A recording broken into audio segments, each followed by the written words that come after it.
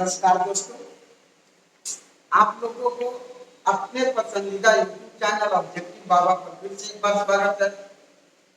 आप लोग पिछले वाले चैप्टर जो पढ़े हुए थे वो था आप लोगों का दो चर वाले रैखिक समीकरण, और आपको बता दें कि जो आपका ये अगस्त का एग्जाम जो हुआ है उसमें आप लोगों को खुद से मालूम चल गया होगा कि जितने सारे ऑब्जेक्टिव हम पढ़ा रहे हैं उसमें से कितना आपका टच किया है। देखिए, हम मानते हैं कि हमारी ऑब्जेक्टिव एक ऑब्जेक्टिव चार चार बार पांच बार आ जाती है एक जैसा, लेकिन है तो एक ही जैसा। आपको रिवीजन के लिए फायदा होगा। आप सिर्फ हमारे वीडियो से एक बार जुड़े रहिए, आप वीडियो को हमारा एक बार देखिए, प्रत्येक ऑब्जेक्टिव को हमारे देखते रहिए, इतना आपके एग्जाम के लिए काफी हो जाएगा। आप सिर्फ एक बार ऑब्जेक्टिव को हमारे देखते रहिए, इतना आपके एग्जाम के लिए काफी हो जाएगा। हम उम्मीद करते हैं कि आपकी सारी ऑब्जेक्टिव क्वेश्चन में कोई ऐसा ऑब्जेक्टिव नहीं है जो आपको कंफ्यूज करेगा। इसलिए अगर हमसे अभी तक हमारे चैनल से अगर आप नहीं जुड़े हुए हैं तो हमारे चैनल को सब्सक्राइब कर दीजिए। और आज का जो चैप्टर है आप लोग को याद होगा कि हम लोग 3 चैप्टर का ऑब्जेक्टिव फाइनल कर चुके हैं। पहला एक वास्तविक संख्या, दूसरा का आप लोग फाइनल किया वो है बहुपद, और तीसरा का है वो है आपका दो चर वाला रैखिक समीकरण। ये चौथा हम लोग चैप्टर लेकर आए हुए हैं और इस चैप्टर का नाम है बाबू द्विघात समीकरण। इस चैप्टर का नाम है तो कौन क्या नाम है बाबू? तो इस चैप्टर का नाम है तो इसे हम लोग बोलेंगे कौन समीकरण? द्विघात समीकरण बोलेंगे। कौन समीकरण बोलेंगे बाबू? द्विघात समीकरण बोलेंगे। द्विघात, आपको याद होगा कि द्विघात समीकरण कहने का अर्थ हो गया कि आप लोगों को पढ़ाए हुए थे, जिसे एक और चीज बताए हुए थे पीछे, द्विघात बहुपद पढ़ाए हुए थे। आपको बता दें कि द्विघात बहुपद और द्विघात समीकरण में सिर्फ एक थोड़ा सा फर्क है। बहुपद में बराबर में जीरो नहीं आता है और इसमें बराबर में जीरो आ जाएगा। खैर, अभी हम इसके बारे में जो है ये बेसिक क्लास हम चालू करेंगे। बेसिक मतलब आपको समझाएंगे कि द्विघात समीकरण क्या है, इसका फॉर्मूला क्या होता है, इसको कैसे कैसे सेट करते हैं, इसको कितने विधि से बताते हैं, इसका हल कितना होगा, इसमें विवेचक कितना होगा, यानी बहुत सारी चीजों का ये झमेला है, लेकिन आपको बहुत से आसान भाषा में आपको समझा देंगे। तो ये है हमारा भाग 1। तो आपको बता दें कि अभी तक हमारे YouTube चैनल ऑब्जेक्टिव बाबा को अभी तक आप नहीं ज्वाइन किए हुए हैं तो हमारे YouTube पर चले जाइए, वहां ऑब्जेक्टिव बाबा सर्च करिएगा। ऑब्जेक्टिव बाबा सर्च करने पर आप एक बार सब्सक्राइब कर दीजिए, लाइक कर दीजिए और कमेंट करना मत भूलिए। कमेंट करिए ताकि हमको ये मालूम चले कि जो हाँ आपको अच्छा से समझ आ रहा है कि नहीं आ रहा है, आपका कन्फ्यूजन दूर हो रहा है कि नहीं हो रहा है।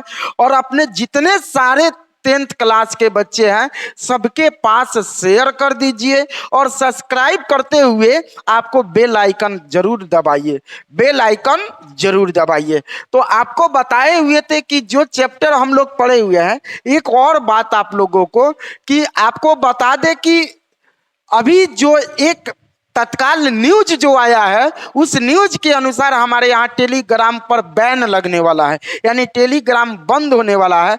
तो जितने सारे बच्चे हमारे टेलीग्राम ग्रुप से जुड़े हुए हैं तो कृपया आपको चिंता करने की जरूरत नहीं है। अगर आपको नोट्स चाहिए तो टेलीग्राम को भूल जाइए और हमारा ये व्हाट्सएप नंबर है और उसी व्हाट्सएप नंबर पर आप एक बार मैसेज करिएगा, वहां से आपको एक लिंक भेजा जाएगा ग्रुप का, उस ग्रुप में जुड़ जाइएगा। उसी ग्रुप में आपका जितना सारा पीडीएफ होगा भेज दिया जाएगा। तो यहां ध्यान दीजिए, हम लोग जो चालू किए हुए हैं द्विघात समीकरण का, सबसे पहले हम चालू करेंगे बेसिक क्लास। बेसिक क्लास आपको चालू करने वाले हैं। तो सबसे पहले ये ध्यान दीजिए कि द्विघात समीकरण होता है क्या बाबू? यहां देखते हैं कि द्विघात समीकरण क्या होता है। तो आपको थोड़ा बेसिक जो हम लोग पढ़ने जा रहे हैं तो याद रखिएगा कि बाबू द्विघात समीकरण यानी द्विघात द्विघात समीकरण आपको बता दे कि किस द्विघात समीकरण का आपसे पूछा जाएगा कि द्विघात समीकरण का व्यापक रूप क्या होता है, यानी द्विघात समीकरण किस रूप में होता है, कैसे हम समझेंगे कि द्विघात समीकरण है। तो याद रखिएगा द्विघात जिसका घात 2 हो, यानी द्विघात समीकरण किस रूप में होता है बाबू, तो A X square plus B X plus C बराबर 0 के रूप में होता है। और आपको तो बताया गया है एक्स स्क्वायर के गुणांक को ए बोलते हैं, एक्स के गुणांक को बी बोलते हैं और अचर मान को क्या बोलते हैं, सी बोलते हैं। क्या बोलते हैं फिर से सुन लीजिएगा, एक्स के गुणांक को बाबू हम ए बोलते हैं, एक्स स्क्वायर के गुणांक को क्या बोलते हैं, ए, एक्स के गुणांक को क्या बोलते हैं, बी, और सी को जो है इसको बोलते हैं हम अचर मान, अचर मान बोलते हैं। यानी आपसे पूछा जाए कि द्विघात समीकरण किस रूप में होता है तो कहिएगा ए एक्स स्क्वायर, क्या बोलिएगा बाबू, A X square plus B X plus C बराबर किसके रूप में होता है, 0 के रूप में होता है। आपको एक और चीज बता दे कि यहीं से अगर हम 0 को हटा दे, बराबर में से 0 को हटा दे तो ये आपका द्विघात समीकरण नहीं होगा, ये आपका द्विघात बहुपद बन जाएगा। तो आप मेहनत करते रहिए, ये ध्यान रखिएगा कि ये जितने सारे टॉपिक है सब के सब आसान क्वेश्चन है। जैसे आपको इसी पर एक क्वेश्चन दे रहे हैं और वो क्वेश्चन है 3x square minus 2x plus 5 बराबर 0, इस रूप में है। तो बोलिए, अभी हम समझाए हुए हैं कि एक्स स्क्वायर के गुणांक को क्या बोलेंगे बाबू, ए, और ए आपका 3, इसको ए बोलेंगे, इसको बी बोलेंगे, बी आपका कितना है, बी माइनस 2, और इसको अचर मान बोलते हैं, अचर मान को सी से नोट करते हैं, सी आपका ये हो जाएगा 5। कभी कभी बच्चे को कंफ्यूजन करने के लिए कुछ क्वेश्चन दे देता है, कैसे, इस क्वेश्चन पर तो आप लोग विशेष ध्यान रखिएगा। एक तो आपको ये ABC समझा दिए, एक और समझा देते हैं कि 5x minus 2x square plus 3 बराबर 0। देखिए हमारे क्वेश्चन में पहले ए एक्स स्क्वायर है, पहले तो इस क्वेश्चन को बाबू सजाएंगे। हमारे क्वेश्चन में पहले ए एक्स स्क्वायर है तो सजाइए तो ए स्क्वायर वाला, देखिए ए स्क्वायर वाला यहां है, इसको पहले लिखेंगे, इसको पहले लिखेंगे बाबू स्क्वायर वाला, क्योंकि हमारा जो द्विघात समीकरण का रूप है वो किस रूप में होता है, ए एक्स स्क्वायर, यानी एक्स स्क्वायर वाला जो होना चाहिए वो पहले आपका होना चाहिए। स्क्वायर वाला जो भी है वो आपका कहाँ होना चाहिए, पहले होना चाहिए। तो यहाँ हो जाएगा माइनस 2x स्क्वायर। उसके बाद अगर बात कर रहे हैं तो आप देखिए उसके बाद है bx, तो bx ये है तो ये प्लस में है, प्लस में है तो यहाँ हो जाएगा 5x, तब लिखेंगे प्लस 3 बराबर 0। आपको एक और बात बता दे, अचर मान इधर भी हो सकता है इधर भी हो सकता है, अचर मान से कोई परेशानी नहीं है, अचर मान इधर भी हो सकता है इधर भी हो सकता है। तो आपको बता दे यहाँ a कितना है तो कहिएगा एक्स स्क्वायर के गुणांक को a बोलते हैं बाबू, तो ए आपका माइनस 2 है। माइनस में अगर हो तो माइनस छोड़ना नहीं है। अगर हम बी की बात करें तो बी आपका 5 है और सी की बात करें तो सी आपका ये हो जाएगा 3। तो एक तो अगर हम बात करें तो ए बी सी यहां 3 है, तो इसमें एक चीज आपका पूछता है और वो पूछता है आपका विवेचक, वो पूछता है आपका क्या बाबू, विवेचक। तो याद रखिएगा कि हमें पढ़ना है विवेचक, विवेचक पढ़ना है। और विवेचक को याद रखिएगा थोड़ा सा, विवेचक को डी से नोट करते हैं, डी से। एक और नाम आपको बता दे, विवेचक का एक और नाम होता है जिसे हम लोग बोलते हैं विवेक्तर। क्या बोलते हैं बाबू, विवेक्तर। क्या बोलते हैं, विवेक्तर। तो याद रखिएगा कि आप विवेचक बोलिए, या तो आप विवेचक बोलिए या तो आप विवेक्तर बोलिए, दोनों में से कोई बोल सकते हैं। या तो आप विवेचक बोल सकते हैं या तो आप विवेक्तर बोल सकते हैं। आपको कंफ्यूज नहीं होना है। सबसे पहले ये ध्यान रखिए, आप हमारा कोई भी क्लास करिए चाहे नत करिए, लेकिन ये ध्यान रखिएगा कि बेसिक क्लास जरूर करिएगा। अगर आप चैप्टर में अगर द्विघात समीकरण आप नहीं भी पढ़े होंगे तो हमारा बेसिक क्लास कर लीजिए, वो आपके बहुत ही फायदेमंद होगा, आपके लिए बहुत ज्यादा फायदा करेगा, जो एग्जाम में ऑब्जेक्टिव प्लस सब्जेक्टिव दोनों के लिए महत्वपूर्ण होगा।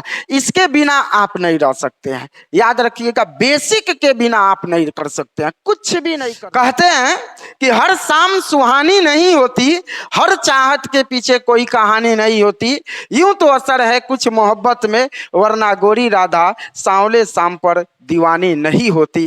तो यहां जो है आपको दीवाना वहां सांवले का नहीं बनना है, आपको दीवाना बनना है किसका बाबू? विवेचक का, विवेचक या विवेक्तर। और इसको नोट करते हैं डी से, और इसका फॉर्मूला होता है, आपको बता दे, B square minus 4ac, B square minus 4ac। B आपका क्या है तो अभी बताए हैं, बी आपका क्या है तो एक्स का गुणांक है, 4 तो आपका अंक है, ए आपका क्या है तो एक्स स्क्वायर का गुणांक है, सी क्या है तो सी आपका अचर मान है। चलिए हम इसी का विवेचक निकाल रहे हैं, तो विवेचक को नोट करते हैं बाबू डी से, विवेचक को नोट करते हैं डी से। तो डी से, और डी का फॉर्मूला हो जाएगा बी स्क्वायर माइनस 4ac, यहां हो जाएगा बी स्क्वायर माइनस 4ac। तो बी का मान कितना है बाबू, यहां देखते हैं, तो बी का मान 5, और 5 का ये हो जाएगा स्क्वायर, और यहाँ 4 गुना ए का मान अगर देखें तो ए का मान आपका दिया हुआ है -2, और सी का मान यहां हो जाएगा, गुना है तो गुना, और सी का मान ये हो जाएगा 3। तो 5 का स्क्वायर करेंगे तो 5 का स्क्वायर 25, और माइनस माइनस प्लस गुना करिएगा, 3 दूना 6, 6 में 4 से गुना करेंगे तो ये हो गया 24, दोनों को जोड़ देंगे तो 5 4 9, 2 2 4, कितना हो गया बाबू? 49 हो जाएगा। तो यहां देखिए डी का मान जो निकला है, डी का मान जो निकला है एक वर्ग संख्या है, वर्ग संख्या तो आप लोग जानते हैं, परिपूर्ण वर्ग संख्या, जैसे 49, 49 किसका वर्ग होता है बाबू? 7 का वर्ग होता है। थोड़ा सा इस पर चर्चा करेंगे। अगर हम बात कर दे 4 किसका वर्ग होता है तो 2 का वर्ग होता है, तो इसे परिपूर्ण वर्ग बोलेंगे। अगर हम बोले दे 5, तो 5 बताइए किसी संख्या का वर्ग होता है? जी नहीं होता है। उसके बाद 6 भी नहीं होता है, उसके बाद 7 भी नहीं होता है, 8 भी नहीं होता है। अगर बात करें 9, तो 9 वर्ग होता है, किसका वर्ग होता है? 3 का, तो इसे परिपूर्ण वर्ग संख्या कह सकते हैं। लेकिन वहीं आप 10 को लीजिए तो 10 किसी संख्या का वर्ग नहीं होता है, तो इसे आप परिपूर्ण वर्ग नहीं कहिएगा। अगर 11 12 13 14 15 16 होगा तो 16 किसका वर्ग होगा? 4 का वर्ग होगा। तो देखिए ये परिपूर्ण वर्ग या परिपूर्ण हो गया, परिपूर्ण हो गया। इस तरह बहुत ऐसा क्वेश्चन आपको देखा जाए कि 49, तो 49 किसका वर्ग होता है? 7 का वर्ग होता है। तो बहुत ऐसी संख्या परिपूर्ण वर्ग होती है और बहुत ऐसी संख्या परिपूर्ण वर्ग नहीं होती है। तो इसी के बारे में चर्चा हम लोगों को करना है। एक और चर्चा आप लोगों को करना है, सबसे विशेष चीज आपको चालू करना है, तो ये आप अपना डाटा में थोड़ा सा समझ लीजिए। इस डाटा को समझिएगा, बहुत आपके लिए बेहतर होगा, बहुत आसान हो जाएगा मैथ।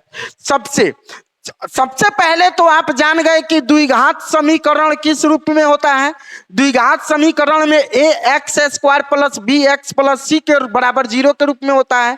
एक्स स्क्वायर के गुणांक को ए बोलते हैं, एक्स के गुणांक को बी बोलते हैं, और अचर मान को सी बोलते हैं। एक और चीज आपको बता दिए कि जिसे हम लोग विवेचक बोलते हैं या विवेक्तर बोलते हैं, और दोनों को नोट करते हैं डी से, और इसका फॉर्मूला होता है बी स्क्वायर माइनस 4ac।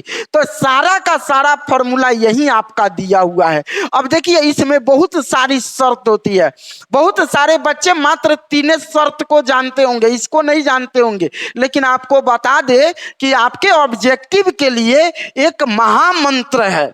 आपको ऑब्जेक्टिव के लिए, जैसे बहुत लंबे लंबे ऑब्जेक्टिव को चुटकियों में सॉल्व करा देगा ये, ये तो सिर्फ आप इसके बारे में जानते होंगे, इसके बारे में जानते होंगे, लेकिन इसके बारे में भी जानते होंगे, लेकिन इसके बारे में नहीं जानते होंगे। तो आइए सबको एक एक करके हम चर्चा करते हैं।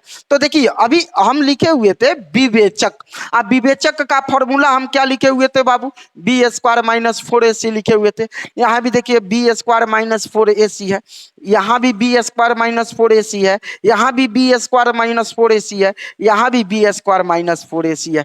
सारा का सारा ये भी फॉर्मूला है डी का, ये भी फॉर्मूला है डी का, ये भी फॉर्मूला है डी का, ये भी फॉर्मूला है डी का, ये भी फॉर्मूला है डी का। सारा का सारा अगर हम बात करें तो ये किसकी फॉर्मूला है? तो याद रखिएगा बाबू, हमारे किसका फॉर्मूला है? डी का फॉर्मूला है। किसकी फॉर्मूला है बाबू? डी का फॉर्मूला है। अब देखिए इसका अर्थ समझिए।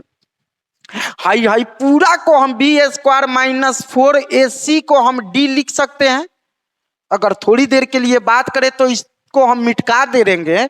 अगर इसको हम हटा दे, इसको हटा दे और इसके जगह पर हम डी लिख सकते हैं, कोई दिक्कत नहीं है, क्योंकि डी का ही फॉर्मूला होता है। तो इसका अर्थ ये हुआ, इसको ऐसे भी तो लिख सकते हैं कि high B square minus 4ac के जगह पर हम क्या लिख सकते हैं बाबू? डी। और इसको बोलेंगे बड़ा है, और क्या चीज के बड़ा है? जीरो के बड़ा है। तो इसका अर्थ समझिएगा, इसका अर्थ समझिएगा। इसका मतलब ये हुआ कि जो आप डी का मान निकाले हैं, डी का मान निकाले हैं, वो बताइए वो जीरो से बड़ा है कि नहीं। जीरो से बड़ा करने का अर्थ हो गया 1 2 3 4 5 6 7, यानी जीरो से बड़ा। और एक होता है बिल्कुल जीरो, और एक होता है जीरो से छोटा। तो जीरो से छोटा जो बोलते हैं वो -1 -2 -3 -4, यानी जीरो से जो छोटा होगा वो माइनस वाले को बोलते हैं। जीरो से छोटा कौन होगा बाबू? माइनस वाले को बोलते हैं। जैसे -1 जीरो से छोटा हो गया, -2 जीरो से छोटा हो गया, -10 जीरो से छोटा हो गया, -20 जीरो से छोटा हो गया। जितना भी माइनस में आएगा वो सारा का सारा जीरो से छोटा होगा, और जीरो से बड़ा वो प्लस में आएगा, और जीरो जो होगा वो जीरो के बराबर होगा। तो आइए यहाँ देखते हैं, यहाँ डी का मान बड़ा होना चाहिए जीरो से। तो कैसे समझेंगे? जैसे आप डी निकाले और डी का मान लीजिए 20 आया, तो प्लस में आया है ना, तो इसका मतलब ये हुआ कि ये डी का मान 20 है, जो जीरो से बड़ा है, जीरो से बड़ा है। तो याद रखिएगा कि जब जीरो से बड़ा होगा, यहां थोड़ी देर के लिए लिख देते हैं, जीरो से बड़ा होगा तो इसे हम क्या बोलेंगे बाबू? तो बोलेंगे वास्तविक और असमान। इसे क्या बोलेंगे? वास्तविक और क्या बोलेंगे बाबू? असमान। असमान, वास्तविक और असमान। और इसके लिए मूलों का मान निकालने के लिए, ये तो मूलों की प्रकृति है। मूलों की प्रकृति कहने का अर्थ हो गया कि डी का मान बताना है। जो डी का मान है ना, डी का मान बताना है कि वो जीरो है, कि जीरो से बड़ा है, कि जीरो से छोटा है। जैसे फॉर एग्जाम्पल के लिए यहां हम एक डी का मान, आप लोगों को मालूम होगा कि एक डी का मान निकाले हैं। तो देखिए, तो डी का मान 49 निकाले हैं। एक डी का मान जो निकाले हुए हैं वो क्या निकाले हैं बाबू? 49 निकाले हैं। तो ये 49 जो है, डी का मान जो है ये आपका 49 है। 49 कहने का अर्थ हो गया कि जीरो से बड़ा है। जीरो से कौन सी है? बड़ा है। इसका मतलब ये हुआ कि ये जो आएगा ये पहला खंड में आएगा, यानी वास्तविक और असमान होगा। और उसमें मूलों का मान ज्ञात करने के लिए, मूलों का मान कहने का अर्थ हो गया कि x का मान निकालने के लिए ये फॉर्मूला होता है -b प्लस माइनस √d/2a। ये आपका फॉर्मूला होता है। और एक बात याद रखिएगा, अगर आपका d का मान 0 आ गया, d का मान 0 आ गया, बी स्क्वायर माइनस 4ac को d बोलेंगे। अगर d का मान 0 आ गया तो ये मूल वास्तविक और समान। तो आपको इसी दो गो पर टारगेट रखना है, मात्र यही दो गो पर अधिकतर पढ़ना है बाबू। अगर 0 तो समान, और ये दोनों के दोनों में वास्तविक होगा, ये दोनों के दोनों में वास्तविक होगा। ये दोनों के दोनों में वास्तविक है, यहां भी वास्तविक है, यहां भी वास्तविक है। फर्क है कि ये समान है और ये असमान है। समान कहने का अर्थ हो गया जीरो और असमान कहने का अर्थ हो गया कि जीरो से बड़ा। जैसे यही आपसे पूछ देते हैं, बताइए डी का मान 5 है तो ये जीरो से बड़ा है यानी वास्तविक और असमान होगा। और वहीं हम बोल दे डी बराबर जीरो तो ये जीरो के बराबर है तो वास्तविक एवं समान होगा। यानी ये भी वास्तविक, वे भी वास्तविक, ये समान और ये होगा आपका कौन चीज, असमान।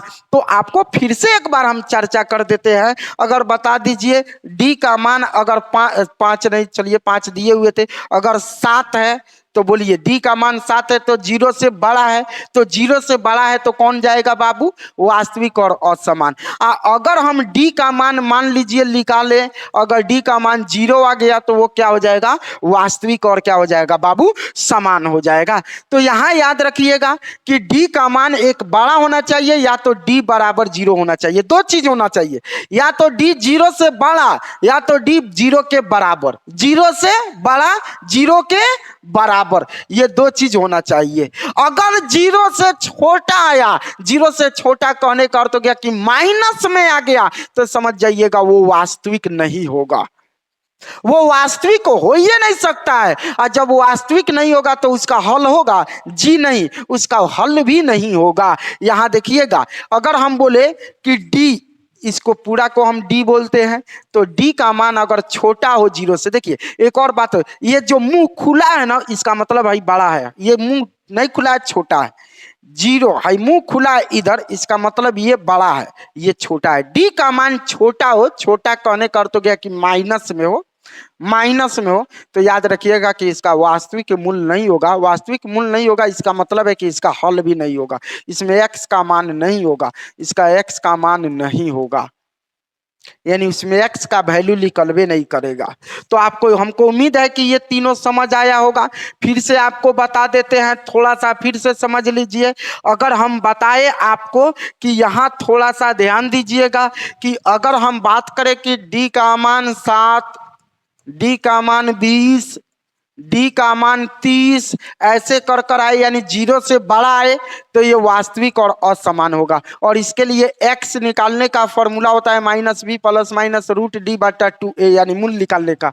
एक और बता दे कि d अगर 0 हो गया, बिल्कुल 0, बिल्कुल 0, तो ये वास्तविक एवं समान होगा। और इसके लिए डायरेक्ट आप फॉर्मूला डाल सकते हैं, कब कब, जब डी का मान 0 आएगा तब। वहां x निकालने के लिए आप डायरेक्ट फॉर्मूला डाल सकते हैं, -b बटा 2a, -b बटा 2a, एक गो मान आएगा बाबू, एक गो मान आएगा। इसका फॉर्मूला होता है -b बटा 2a, -b बटा 2a। आपको इसको निकालने की जरूरत नहीं है। आपको बता दे एक और, ये फॉर्मूला होता है, ये फॉर्मूला होता है और इसी को हम लोग बोलते हैं द्विघात सूत्र। इसी को हम लोग बोलते हैं बाबू कौन सूत्र, द्विघात सूत्र। द्विघात सूत्र का एक फॉर्मूला होता है -b plus minus root D बट्टा 2a, वो फॉर्मूला भी होता है।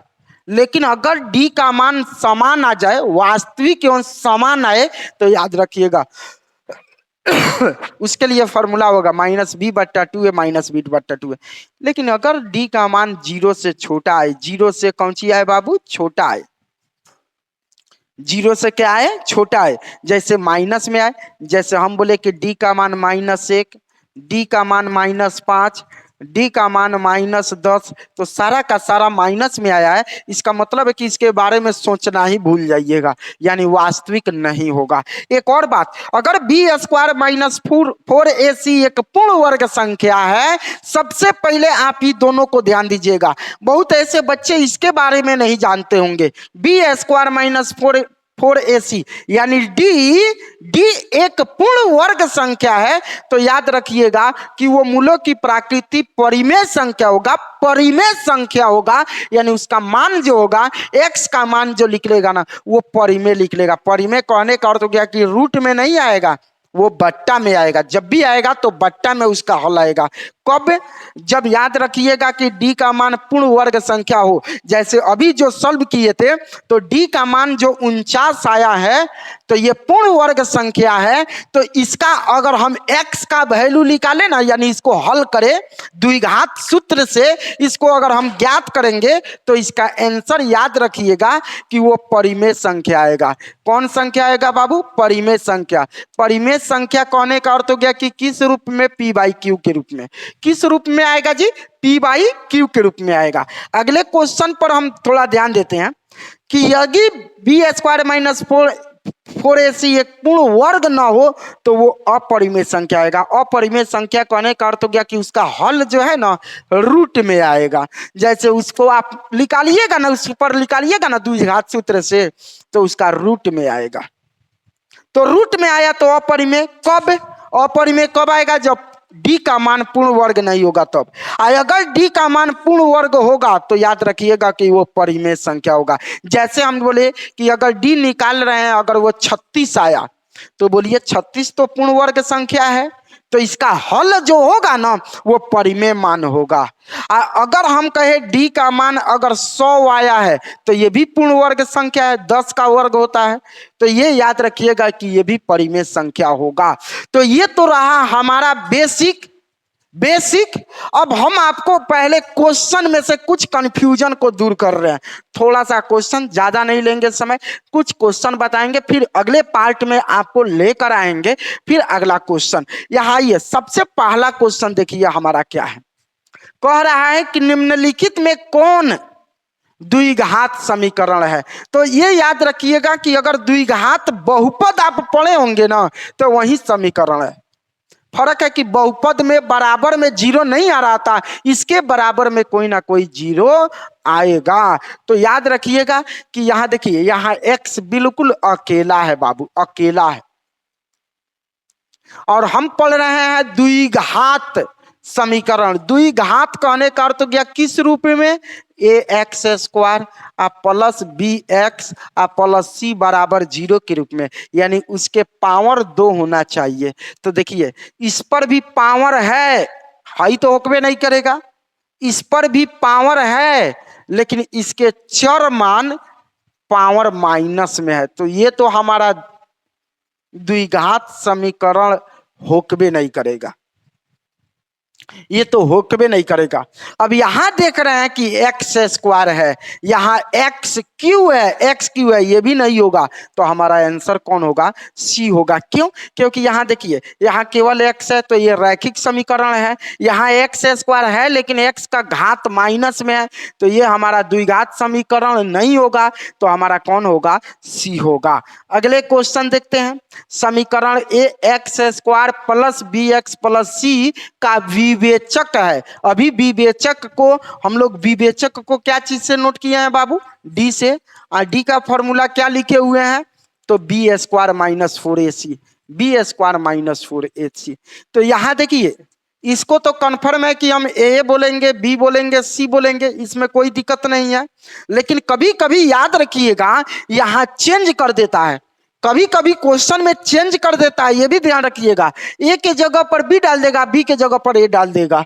तो आपको सबसे आसान भाषा बता रहे हैं, यहां लिख लीजिएगा बी बी ए है तो बी स्क्वायर माइनस 4 ए है तो ए और सी का सी, यानी कौन हो जाएगा? बी स्क्वायर माइनस, इसमें 2ac नहीं होगा, 3ac नहीं होगा, 4ac, B square minus 4ac, ये भी आपका नहीं होगा। सही आंसर हमारा क्या होगा बाबू? सी होगा। अगला क्वेश्चन देखते हैं, बिल्कुल आसान है, बिल्कुल आसान भाषा में आपको समझाएंगे। आप सिर्फ हमसे जुड़े रहिए। अगर हमारे चैनल को अभी तक सब्सक्राइब नहीं किए हैं तो कर दीजिए, लाइक कमेंट जरूर कर करिए, कमेंट करना नत भूलिएगा।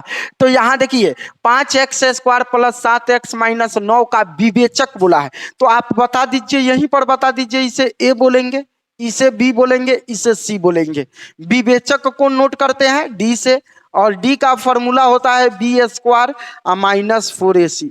बोल तो बाबू बी का मान कितना है आपका? 7, और 7 का स्क्वायर 4 गुना ए का मान कितना है? 5, और सी का मान आपका कितना है -9। जो माइनस में होगा उसे छोड़िएगा मत, -9। तो यहां देखते हैं 7 का स्क्वायर करेंगे तो ये हो जाएगा 49, माइनस माइनस प्लस, 5 चौका 20, 20 9 100, ये हो जाएगा 80। दोनों को जोड़ दीजिए, 9 है तो 9, 8 4 12 के 2 1, 1 1 2 1 3, 229 इसका विवेचक हुआ। यानी सही आंसर हमारा क्या होगा बाबू, डी होगा। 229 आपका है सही आंसर हमारा डी होगा। अगले कुछ, के किस मान के लिए समीकरण इतना का विवेचक है? अगर के किस मान के लिए समीकरण इतना बराबर 0 का विवेचक है, विवेचक है, विवेचक कहने का अर्थ हो गया कि चलिए देखिए, यहां हम लिख देंगे यहां ए, यहां बी और यहां सी लिख देंगे। विवेचक होने का अर्थ यह हुआ कि दो स्थिति में आपको पढ़ाए हैं, दो स्थिति में विवेचक है। आपको अभी हम समझाए थे विवेचक है। यहां ध्यान दीजिएगा, डाटा पर थोड़ा सा, डाटा पर ध्यान दीजिएगा। विवेचक मतलब वास्तविक है, वास्तविक है। यहां है वास्तविक नहीं है, वास्तविक नहीं, यानी इसकी चर्चा तो करबे नहीं करेंगे। कब? जब माइनस में आएगा तब। इसका मतलब है कि दो स्थिति में विवेचक है, वास्तविक वास्तविक है। तो कब? जब एक डी से बड़ा होगा तब, और एक डी बराबर 0 होगा तब। तो देखिएगा, इसको लिखेंगे तो हम कैसे लिखेंगे, यहां ध्यान दीजिएगा। अगर हम इसको लिख रहे हैं, अगर हम इसको लिख रहे हैं तो कैसे लिखेंगे? डी बड़ा भी हो सकता है और बराबर भी हो सकता है। ये दोनों स्थिति में वास्तविक होता है। याद रखिएगा, वास्तविक दो स्थिति में होता है। एक, या तो डी 0 से बड़ा हो या तो 0 के बराबर हो, यानी या तो 0 आना चाहिए या तो 0 से बड़ा 1 2 3 4 आना चाहिए। तो यहां बोला है कि विवेचक है, तो विवेचक आप दो ही स्थिति में देखे हैं, एक वास्तविक और असमान में, एक वास्तविक और समान में। तीसरा का तो जो माइनस में है यानी 0 से छोटा है उसको तो वास्तविक है ही नहीं है, तो उस पर चर्चा हम करबे नहीं करेंगे। तो इतना बराबर ये हो जाएगा कितना के बाबू, 0 के, 0 के। ये इसमें दोनों लिख दिए हैं, पहला डी बड़ा है 0 से और ये लिखे हैं, इसका अर्थ है कि बराबर है 0 के। तो डी का मान आप जानते हैं कि बी स्क्वायर माइनस 4ac बराबर, सॉरी बराबर नहीं होगा, यहाँ बड़ा होगा, बराबर होगा 0 के। बी का मान कितना होगा बाबू, वहां बी का मान कितना है 4, और 4 का स्क्वायर माइनस 4 गुना ए, और ए का मान अगर यहां ध्यान दे, ए का मान तो 1 छुपा हुआ है तो यहां हो जाएगा 1, और गुना सी का मान ज्ञात करते कोई बड़ा या बराबर होगा 0 के। 4 का स्क्वायर करेंगे 16, 4 में 1 से गुना करेंगे 4, 4 में के से गुना करेंगे 4 के, बड़ा या बराबर होगा 0 के। बोल बाबू, यहाँ माइनस में है, इधर आएगा तो प्लस में, तो ये हो जाएगा 16 बड़ा या बराबर, प्लस यहाँ हो जाएगा 4 के। माइनस में है प्लस में, 4 गुना में है, 4 से काटिएगा 4 चौका 16, गुना में है भाग में, 4 चौका 16, तो यहाँ 4 बड़ा होगा या बराबर होगा के से, यानी के से, यानी याद रखिएगा कौन आपका आंसर होगा। ध्यान दीजिएगा, यहाँ दोनों ऑप्शन पर ध्यान दीजिएगा। एक तो दिया है आपका के तरफ, 4 के तरफ खुला मुंह होना चाहिए, 4 के तरफ खुला। बहुत ऐसे बच्चे कहीं टिक मार देंगे दोनों में से कोनो टिक पर, ये ध्यान रखिएगा कि टिक किस पर मारना है।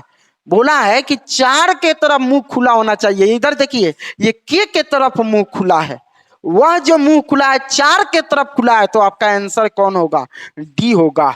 अगले क्वेश्चन पर ध्यान दीजिएगा आप ना, यदि द्विघात समीकरण A X plus B X plus 0 के मूल्य समान हो, समान समान मतलब डी बराबर हो 0 के, मूल्य समान, थोड़ा सा ध्यान दीजिएगा, मूल्य समान, मूल्य समान, समान कब, जब डी बराबर है क्या चीज के, 0 के। डी बराबर हो क्या चीज को, 0 के। तो समान कहने का अर्थ ये हुआ कि आपका बोला है A X square plus B X plus C बराबर 0 के मूल्य समान है, तब वह समान मूल्य होगा। आपको यहां ध्यान दीजिए, इसको बोलेंगे ए, इसको बी, और इसको क्या बोलेंगे बाबू, सी। मूल समान होंगे तो मूल क्या होगा, मूल क्या होगा। तो अभी हम आपको फॉर्मूला बताए हैं कि मूल निकालने के लिए ज्यादा ढूंढने की जरूरत नहीं है, उसके लिए फॉर्मूले होता है -b/2a या -b/2a। नहीं तो आप निकालना चाहते हैं तो यहां से भी आप निकाल सकते हैं। बिल्कुल मूल की बात बोला है, मूल समान है। मूल समान कहने का अर्थ क्या कि डी बराबर है क्या चीज के, जीरो के। और डी का फॉर्मूला b² -4ac बराबर जीरो के। b का मान कितना है बाबू, b, तो ये हो गया b का स्क्वायर -4 गुना a और c, तो यहां c 4ac, यहां जीरो है तो जीरो। तो कैसे हो रहा है,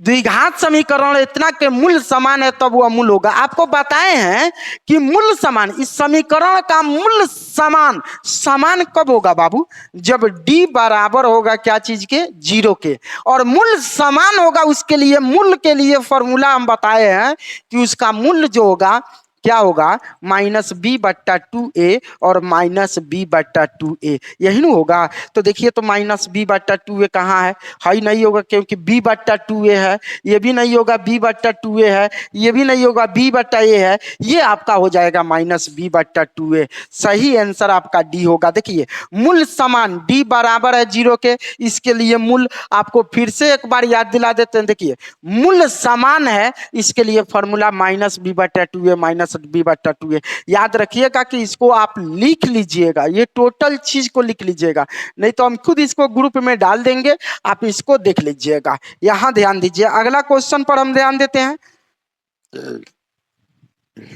अगले क्वेश्चन, द्विघात समीकरण इतना के मूलों का योग निम्नलिखित में से कौन होगा। देखिए आप पहले भी पढ़ चुके हैं, मूलों के योगफल को नोट करते हैं अल्फा प्लस बीटा से। आपको बोले हैं ना बाबू, द्विघात बहुपद और द्विघात समीकरण ये दुगुना नहीं है, थोड़ा सा का अंतर है। तो मूलों के योगफल को हम लोग नोट करते हैं -b/a। तो यहां बोलिए ठीक, ए है, बी है और सी है। तो फॉर्मूला -b/a, तो -b के जगह पर b और a के जगह पर a है, तो बोलिए आपका फॉर्मूला क्या हो जाएगा, -b/a। अगले क्वेश्चन पर ध्यान देते हैं।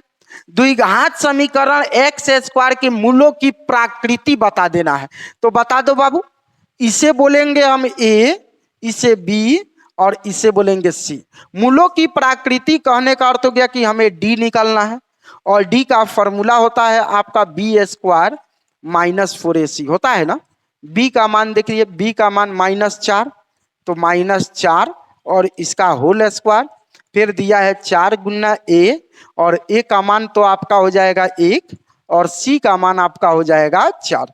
यह हम -4 का स्क्वायर करेंगे 16, -4 एकम 4, 4 चौका 16, प्लस में माइनस में कट गया, कितना हो गया, 0। इसका मतलब है कि d बराबर हो गया 0 के। और आपको बताए हैं कि d बराबर जब 0 होगा तो ये मूल वास्तविक और कौन सी होगा, समान होगा।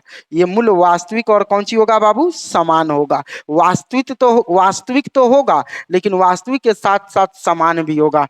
तो काल्पनिक होगा कि वास्तविक होगा, कि वास्तविक तथा काल्पनिक होगा, इनमें से कोई नहीं। तो आपको बताए हैं क्या यह वास्तविक होगा कि नहीं होगा, तो वास्तविक भी होगा, वास्तविक भी होगा। याद रखिएगा सही आंसर बी होगा। देख लीजिए फिर से, d बराबर 0 है, तो d बराबर 0 है, d बराबर 0 है, यानी d है पूरा को d बोलेंगे, d बराबर 0 है, तो ये मूल वास्तविक एवं समान होगा। क्या होगा बाबू, मूल वास्तविक और क्या होगा, समान होगा। तो वहीं हम लिखे हुए हैं कि इसका मूल जो है वास्तविक और समान होगा। अगले क्वेश्चन पर देखते हैं। द्विघात समीकरण ax² + bx + c बराबर 0 मूल वास्तविक होगा। देखिए मूल वास्तविक दो चीज में होता है बाबू, पहला d बड़ा हो 0 से तब, या d बराबर हो 0 के तब, ये दोनों स्थिति में मूल वास्तविक होगा, मूल वास्तविक होगा। फिर से सुन लीजिए, जब 0 से बड़ा हो या 0 के बराबर हो तब वास्तविक होगा। अगर डी का मान 0 से छोटा हो तो ये वास्तविक नहीं होगा। यानी आपसे बात कर दे तो ये वास्तविक नहीं होगा बाबू, ये वास्तविक नहीं होगा। कब? जब 0 से छोटा आएगा, माइनस में आएगा, तब वास्तविक नहीं होगा। लेकिन यहां तो बोला है कि मूल वास्तविक। अब देखिए, अब कंफर्म नहीं किया है कि वास्तविक असमान की समान। अगर वास्तविक असमान की बात करता तो ये होता असमान बड़ा, और समान की बात करेगा तो ये हो जाएगा आपका बराबर। असमान की बात करें तो बड़ा होगा और समान की बात करें तो छोटा होगा। लेकिन सिर्फ वहां मूल वास्तविक की बात किया है, तो वास्तविक में तो दोनों के दोनों खींचेगा। तो इसको हम लिखेंगे डी बड़ा या बराबर, बड़ा या बराबर एक में लिख देंगे 0 के। और डी का फॉर्मूला आप जानते हैं, डी का फॉर्मूला b² माइनस 4ac बड़ा या बराबर 0 के। लिख लीजिए b² माइनस 4ac। ये नहीं होगा क्योंकि बड़ा और बराबर देखना है, तो इसमें तो नहीं है, ये तो नहीं होगा भाई।